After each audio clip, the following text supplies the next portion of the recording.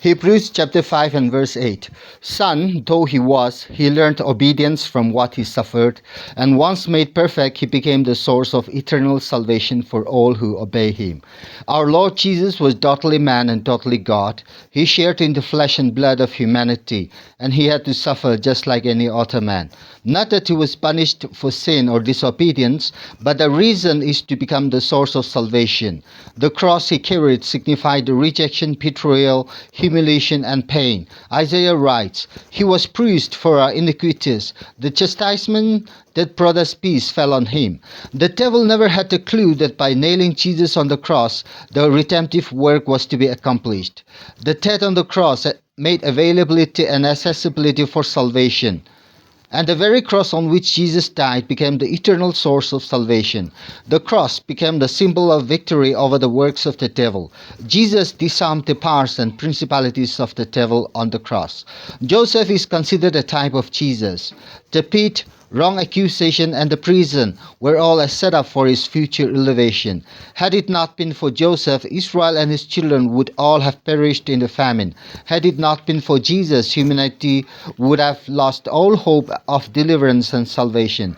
Joseph made a conclusion that all that happened to him were to accomplish God's plan, the saving of many lives.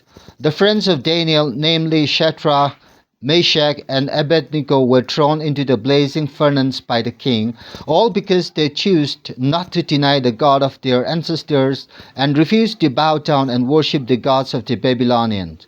It's noteworthy that they were saved by an angel of the Lord and were unharmed by the blazing fire.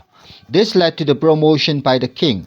The king had no choice than to glorify the God of Daniel and his friends, at the same time to acknowledge God's supremacy. These men had to suffer not because they disobeyed God. They were favored men of God, and God orchestrated their situation in such a way that he was glorified and acknowledged.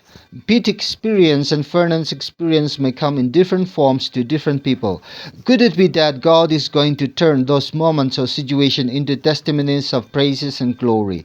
Let us remind ourselves that darkness does not mean the sun vanished. At the brink of dawn, the sun will rise again. After the dark, you will shine again.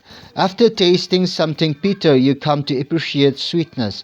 And after going through physical ailment, you come to know how good it is to be in good health.